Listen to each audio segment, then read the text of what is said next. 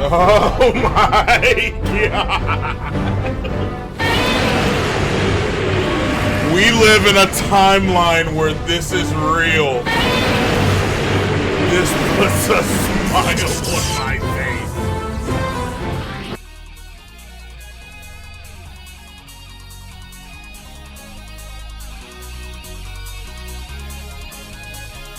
What is up, everybody? Super Hate Bros!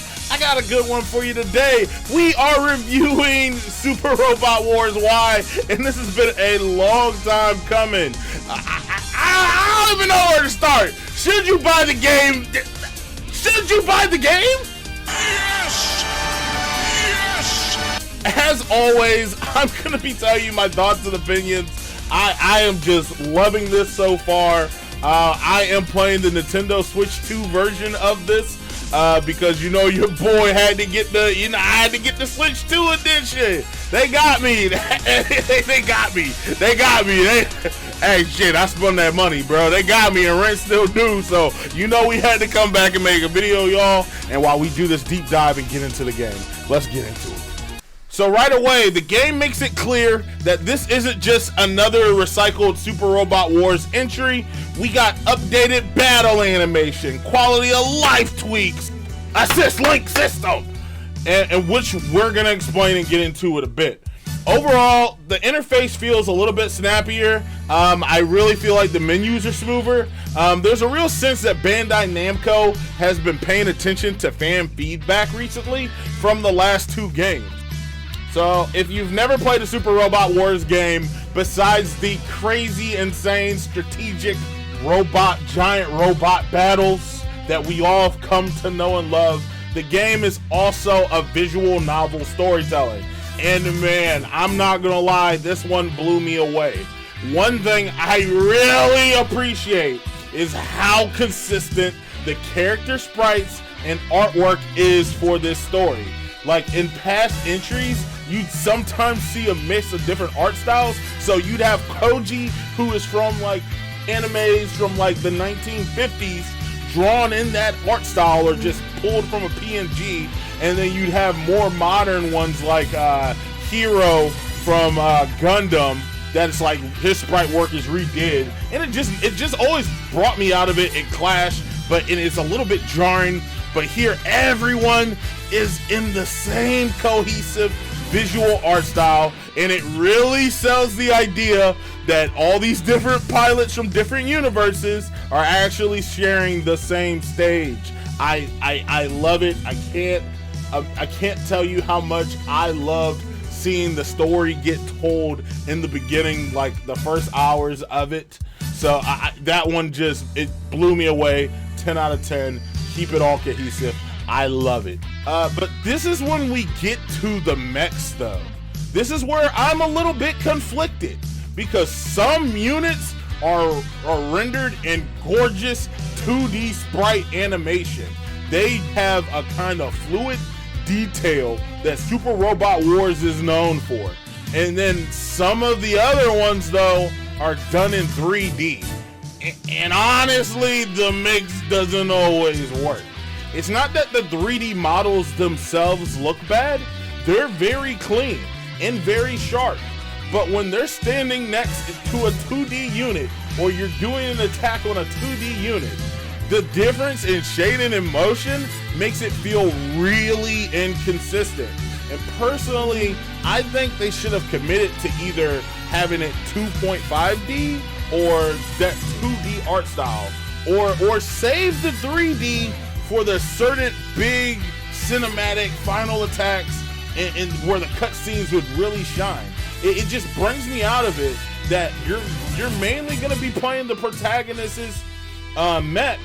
So when you see a 3D model ninja punching into a 2D model, it takes you out of it. It really does. It takes you out of it sometimes. Maybe it'll grow on me, but right now, it's still a little bit jarring. Worth mentioning is the mission structure.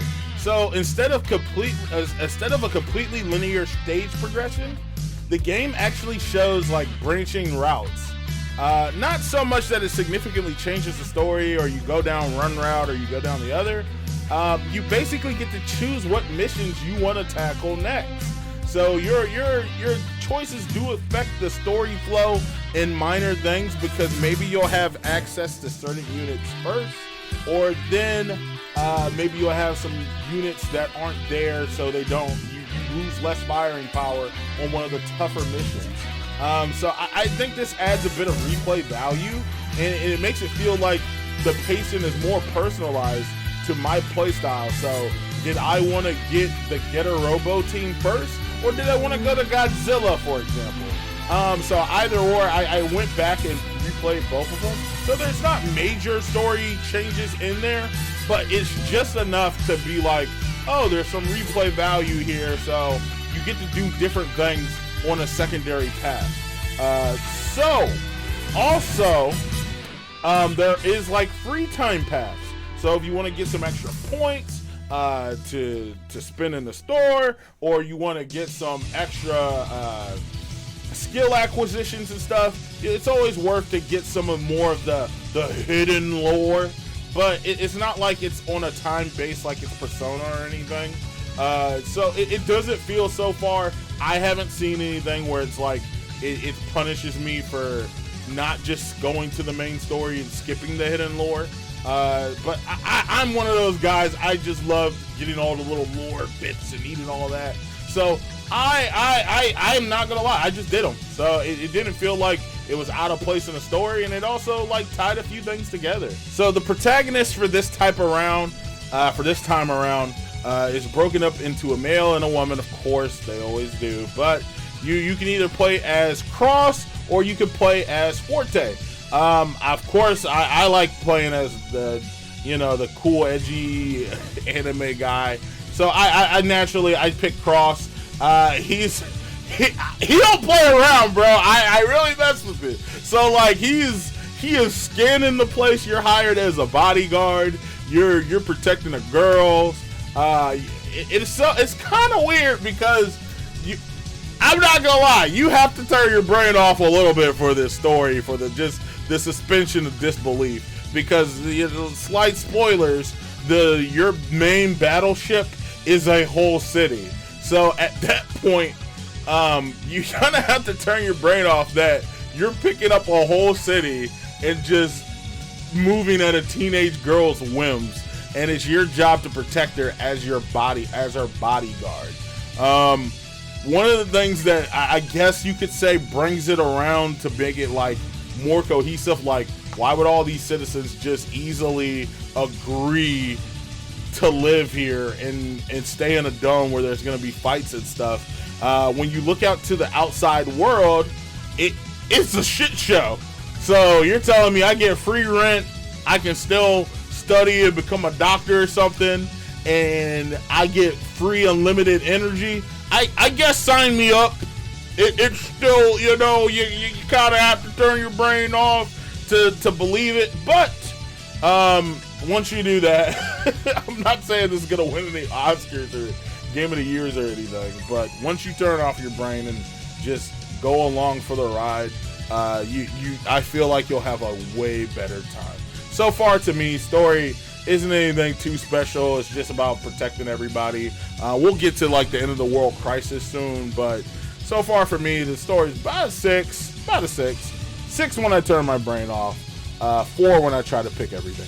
So let's talk about the game's difficulties. Is this a hard game to play?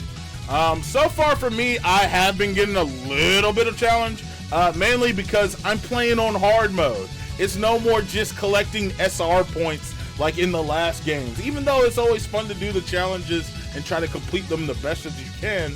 But there's 4 difficulties now. You have casual, normal, hard, and expert. Between me telling you what each of them does, I'll do a little bit of a deep dive. Experience points, it takes a little bit more experience points to level up. You don't get as much credit when you play on hard mode.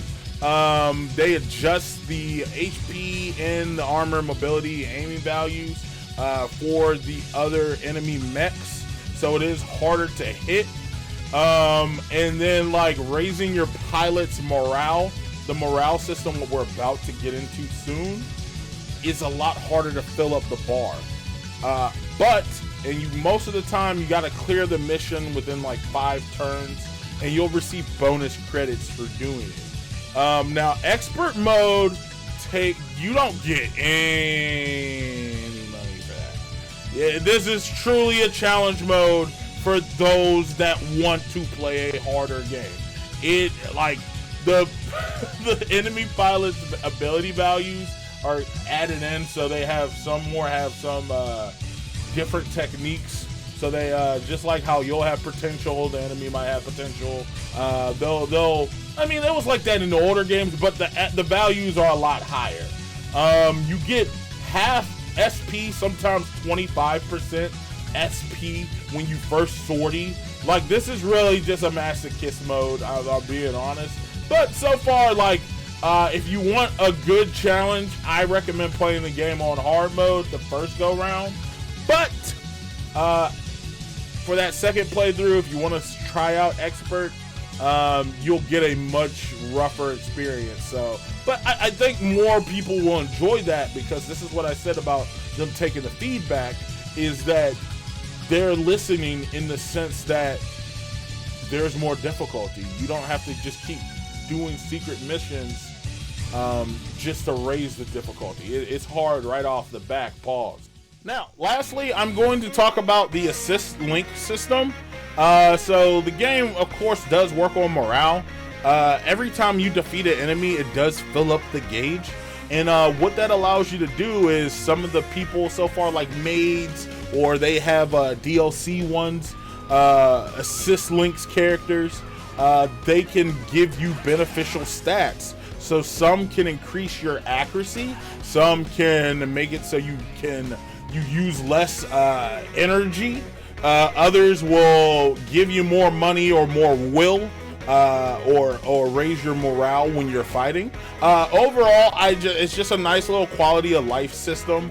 It doesn't skew the game too hard in either which way, and it's so good to like have, like, just for me personally, I've been loving using my assist links on like the getters, because getters are famously known for using all their energy on like one super hard hitting attack. So it's good to try to like find the right like time to use them, and just do some devastating damage or get something back. It doesn't break the game for me. It's not like Fire Emblem's Rewind Time or anything like that. Overall, really love it. I can't wait to explore more assist links later on in the game. All in all, first impression wise, Super Robot Wars Y feels like a strong step forward in some areas. While I wish the artwork would get back to like Moon Dwellers levels of animations, but I feel like we're never gonna get that again. But I really do love how the assist link system is. I love the polished character art. I love the ability to set your own level of challenge in the game with the 4 difficulties. The branching mission paths are a great addition, and I can't wait to see how it's handled later on. If you're looking for a good game with some good strategy, awesome robot fights and everything, this game is definitely worth a buy, and I can't wait to see how the rest of the roster plays out.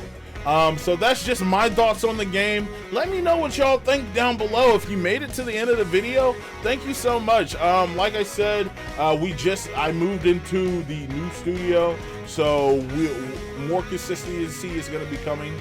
A lot more live streams. You're going to see a lot more live streams. So let us know what games you want to see us play. If you want me to see me do a live stream of this one, I'll find a way to make sure the game doesn't get copyrighted, so that I can do that for you guys. But please let me know what y'all think down below. It means so much to be able to come back for you. Rent still due, but now, you know, we're back, and I'll see you guys in the next one. I'll miss you guys so much. Thank you.